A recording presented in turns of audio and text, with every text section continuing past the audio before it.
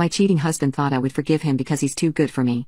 But I divorced him and he ended up on the streets. For the past year, my husband has been treating me like I'm his maid, and not his wife. He refuses to help with any chores around the house even though we're both working, and yells at me if I don't have his food prepared on time. He constantly stays out late and I have to stay awake until 4 a.m. if I want to make sure he returned home safely. If I ask where he was or what he was doing, he dodges the question and just says that he was hanging out with friends. And whenever I try to press for an answer, he gets mad and repeats this every time: I make twice the amount of money that you do, so I can do whatever I want. If you have a problem with it, then you can go live in your own house. I had been putting up with this because I believed it was just a phase, and that he needed me to be there for him. You see, we had started dating in high school, and he was my first boyfriend. But I used to be the aloof, weird girl while he was the most popular kid in class. Everyone told him that he was settling for me, but I think he ignored all the comments. I was just glad that he stayed with me and eventually married me. So I wasn't about to let a short-lived drinking habit destroy our marriage. But little did I know, my marriage had already crumbled. Last month, I came back from work to find my boyfriend passed out on the couch with his phone in his hand. I noticed that it wasn't locked, and a chat was pulled up on it. I saw heart emojis and a pit formed in my heart because I instantly knew what it was. My husband had been sleeping with another woman for nearly 2 weeks.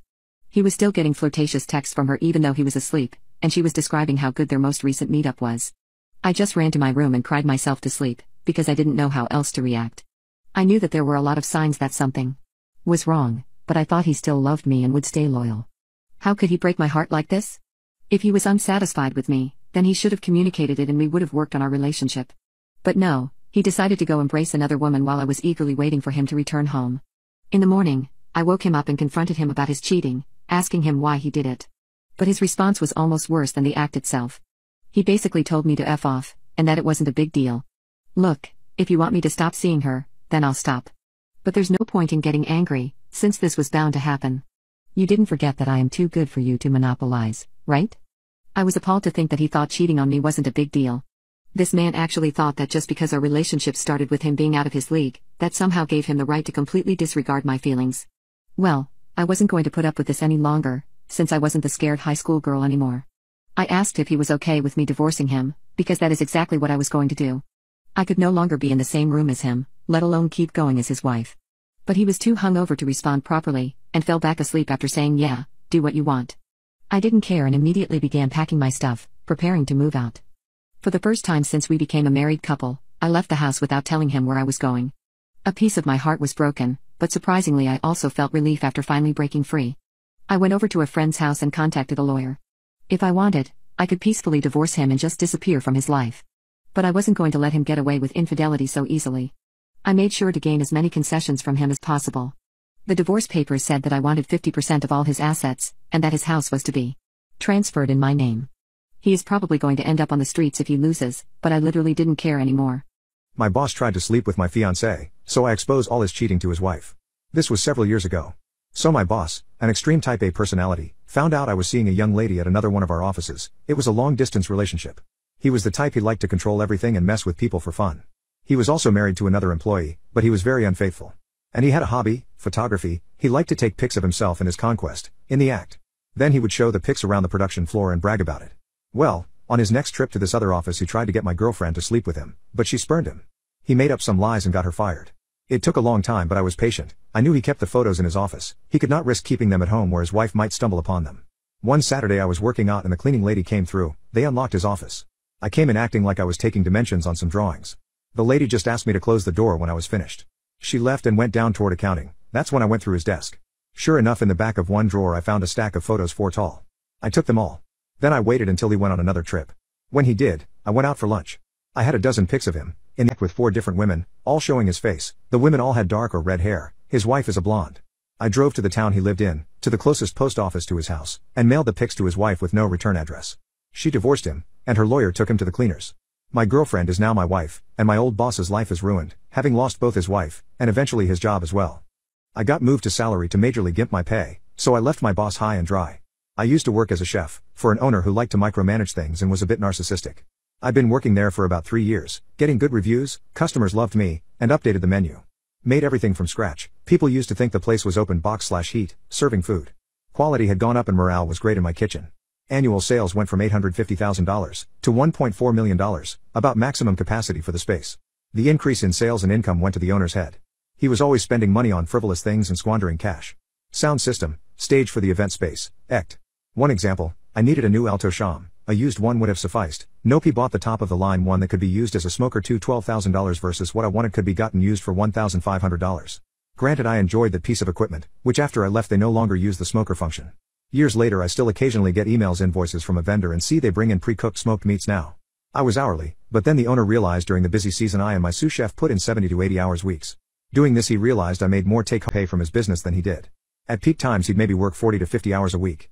So to save money he puts me and my sous on salary, effectively cutting my pay by about $10,000 a year. My sous netted a loss of $2K/year, if we were to work at our current level of effort.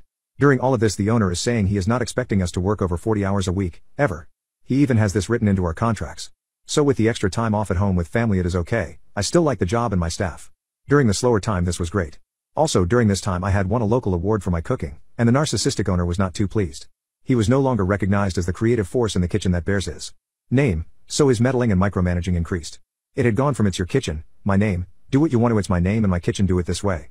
Morale and quality began to suffer. Just prior to the holiday season my sous wants to go back to his home country for 2.5 months, November, December and January peak crazy time for us. I have good help and am good with it, owner approved the time off. Owner thinks I am gonna save him some money that holiday season by working my usual 70 to 80 hours a week. Nope, cue the malicious compliance. I start writing the holiday schedule, sous is on vacation, I have my 40 during key prep times and peak business times. The rest of my staff gets serious overtime. Basically the sous and I carried a lot of the weight in the kitchen and could outperform most of our small staff. So with sous on vacay and I only pulling 40 full-time staff is now working 60-ish hours a week, and part-timers are getting 40. Things are running pretty smoothly until the owner realizes I'm not there like I always am during the holiday rush. He's in the kitchen more trying to micromanage my staff, giving them poor advice, contradicting my directions and timing for events, screwing up the small parties my staff could handle while I am off. After a few weeks of this he realizes he's going to be paying the staff out more in overtime than he saved on moving me and my sous to salary. He starts demanding I work more hours to stop hemorrhaging out to the kitchen staff. I show him my contract where I am not expected to work over 40 hours a week. Now he says it's just a guideline. I hold him to the 40 a week, it's Christmas and now I can for once spend time with my family.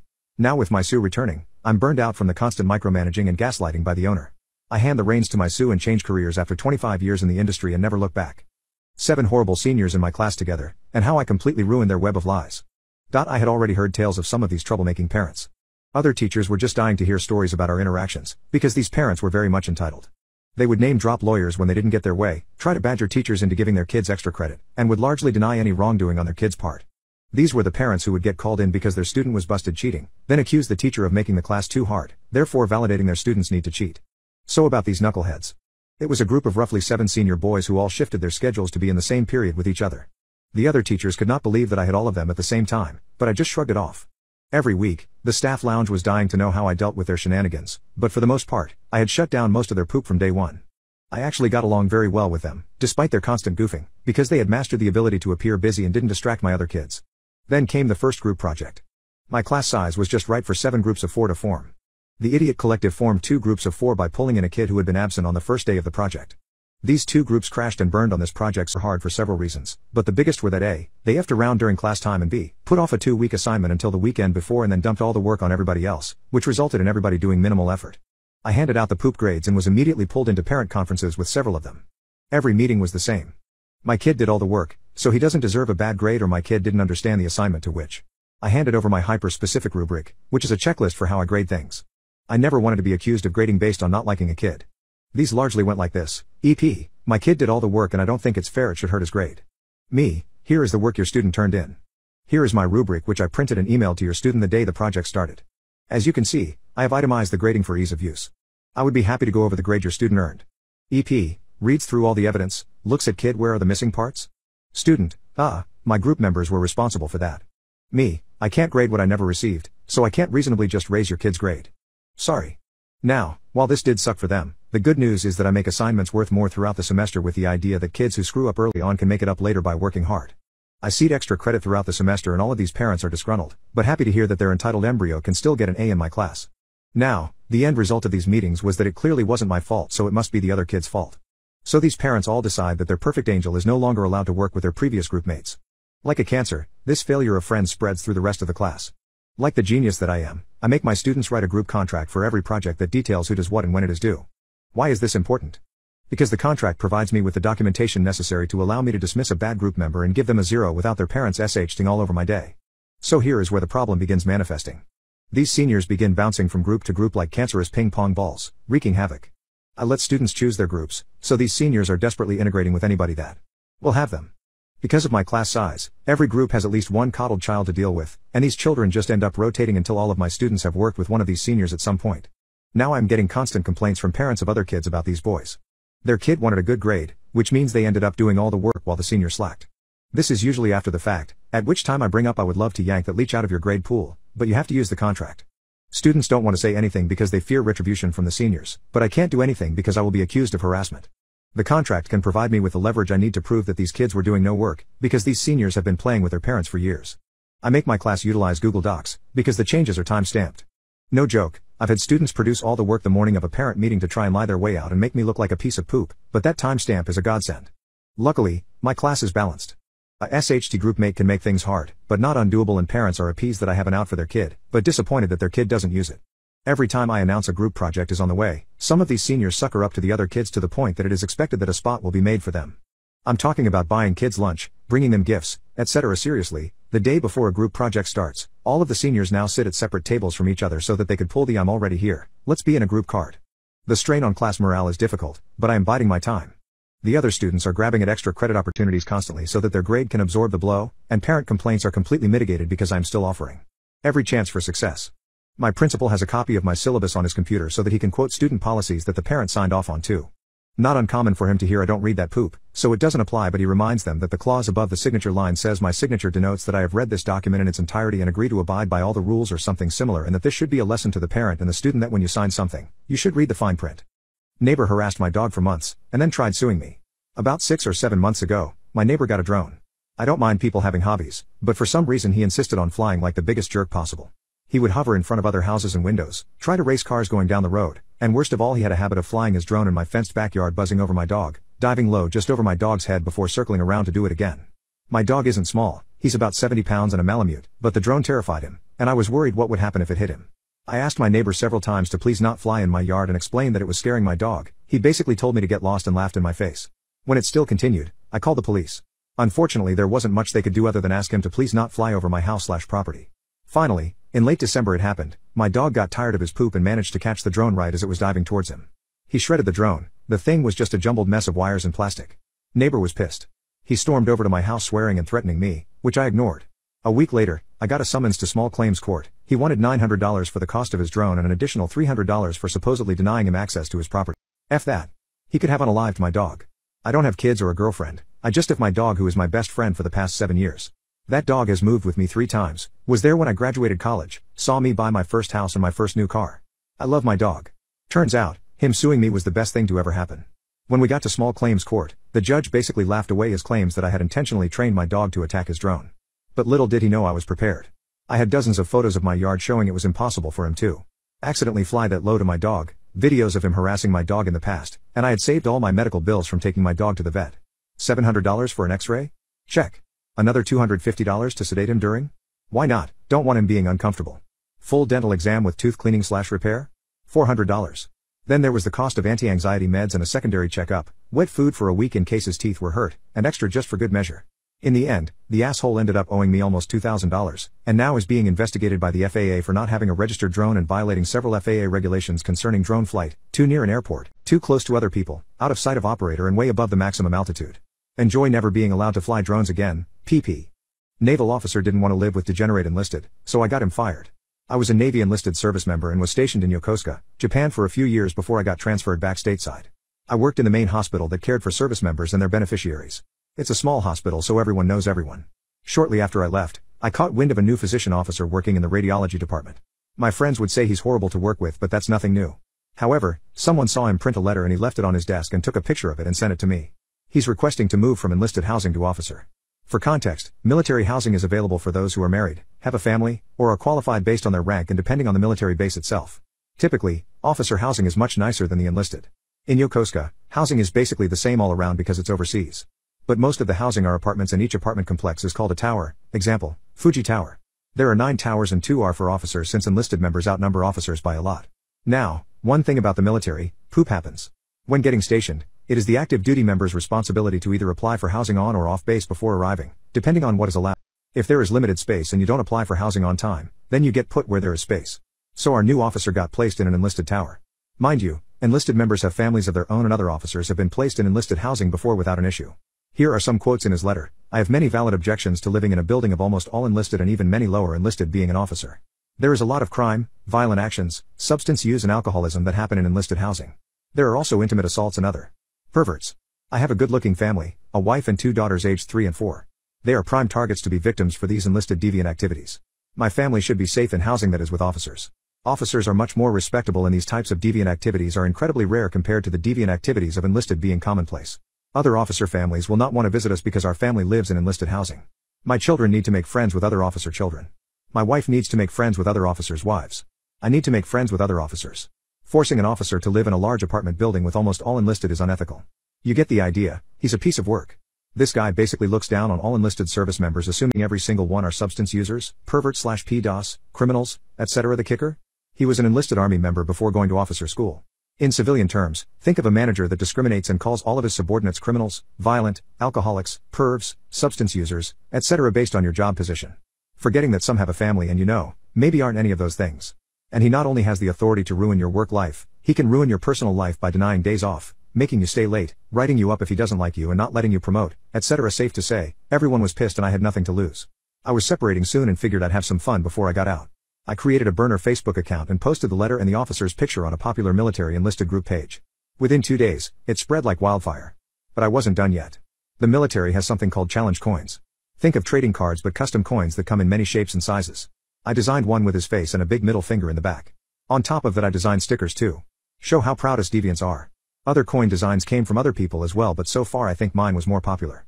I sold over 70 coins to the person who originally sent me the picture at a huge discounted price so she can sell them for a profit for herself. So the officer's face is everywhere because most people keep their coins displayed on their desks.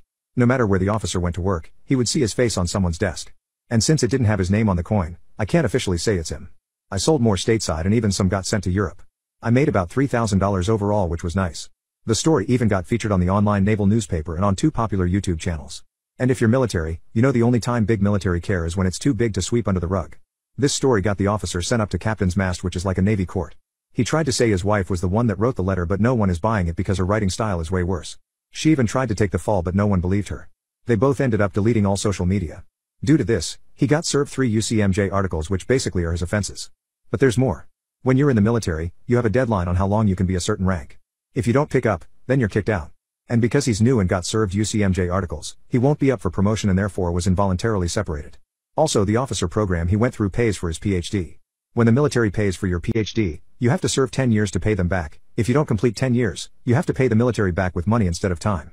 So he lost his job and now has to pay back the military for his PhD, and since it takes a while for the paperwork to have him and his family sent back stateside, you can bet he socially suffered because no one worked with him. 7 horrible seniors in my class together, and how I completely ruined their web of lies. I've been teaching for many years, but it's important to understand that in my first year of teaching, I got put on blast by an elite group of EPs and their EC. Not a week went by without someone either demanding my job, trying to undermine me, or just calling me a piece of poop. I nearly quit halfway through the first semester. The verbal and emotional abuse was so bad. This was at a school in a tough area, so I was accused of racism constantly for asking kids to stop talking, was ripped into for giving failing grades for missing work, and even enforcing the rules in the student/parent handbook got me in hot water. My principal reprimanded me for being a negative influence on the school and was told that I needed to let more rules slide because he was tired of hearing from parents. I would have parents just show up unannounced to sit in on my lessons and then tell me I was a SHD educator, a bad human being, etc. I have plenty of horror stories from that school alone, but the point I want to make is that this experience defined the kind of teacher I became going forward to my next school. I needed to be that person who was untouchable, because I needed to focus on the one job that mattered, teaching kids. My next school was in a fairly affluent area. It wasn't uncommon for me to find out that my students' parents made millions, which brought its own set of problems. However, my new principal was super supportive of me as long as I followed the school's handbook to the letter, because, by doing so, I was in line with the school's philosophy and protected by law. This school had long ago learned that caving to parent demands spilled blood in the water and brought the rest of the sharks in droves. My first year at this new school was successful for many reasons, but primarily because the school culture was easily adapted to. By planning ahead, I was able to head off 99% of all negative parents at the pass. The few times a parent tried to rip into me at conferences, I ripped back so hard that I developed a reputation amongst the kids and parents as someone you couldn't F with.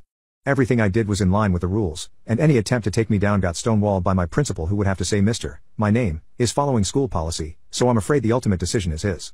No joke, I had some parents in tears because their kid could no longer get an A in my class.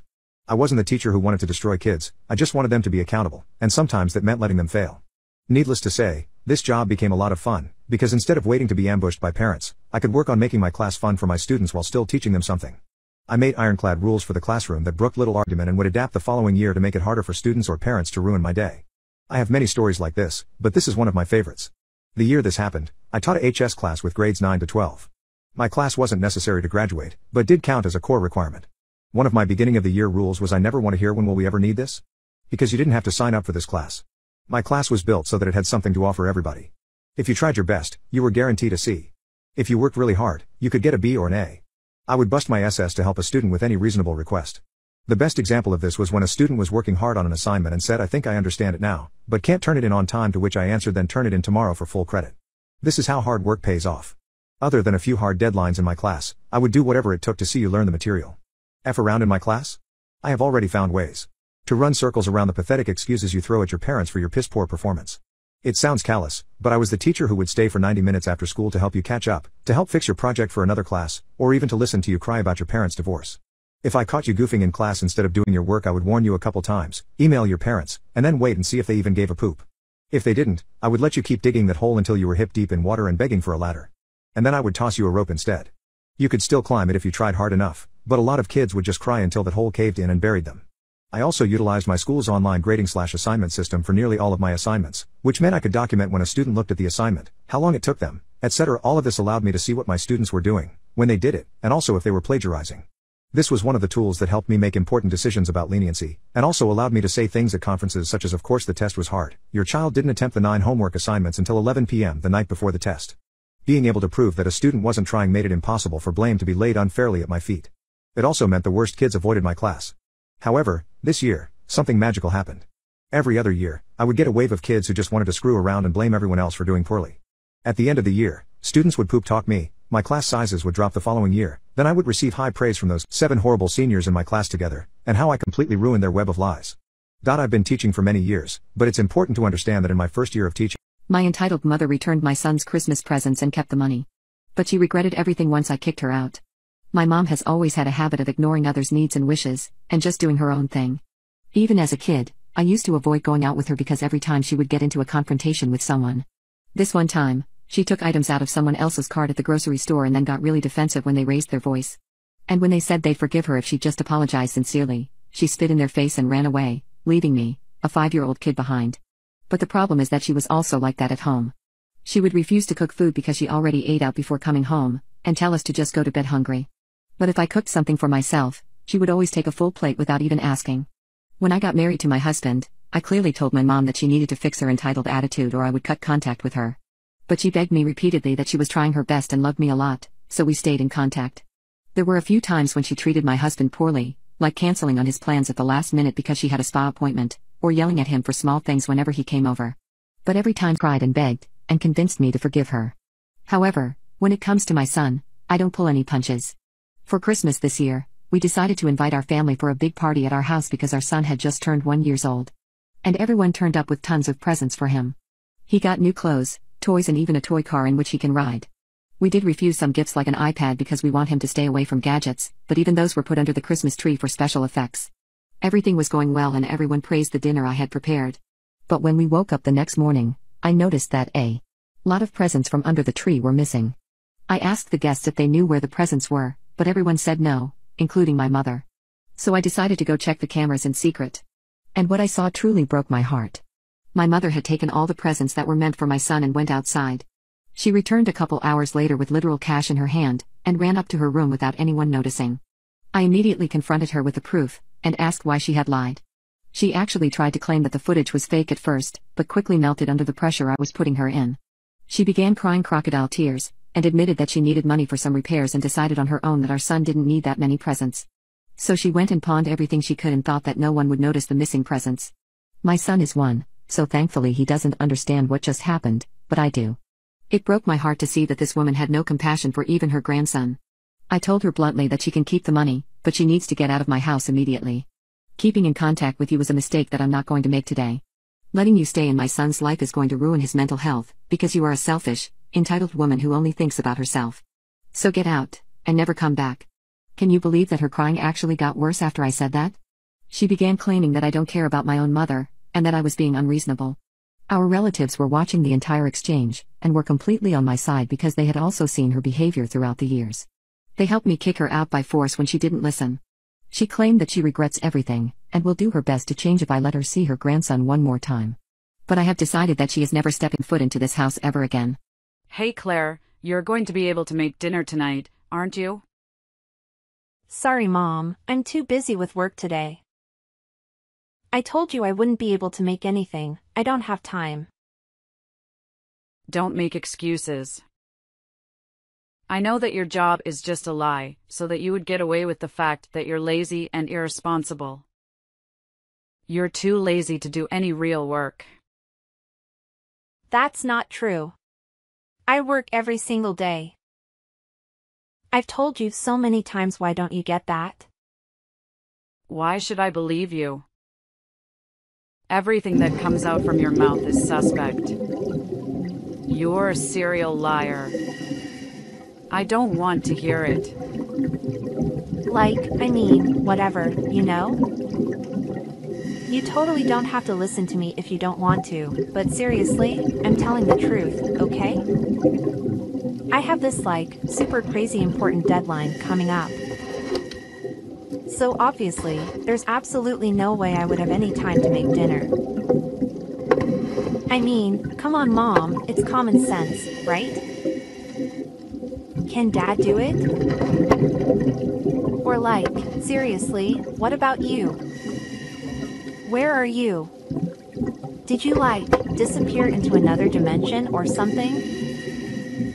It's so frustrating trying to get a straight answer from you. Oh my gosh. What kind of wife are you, seriously?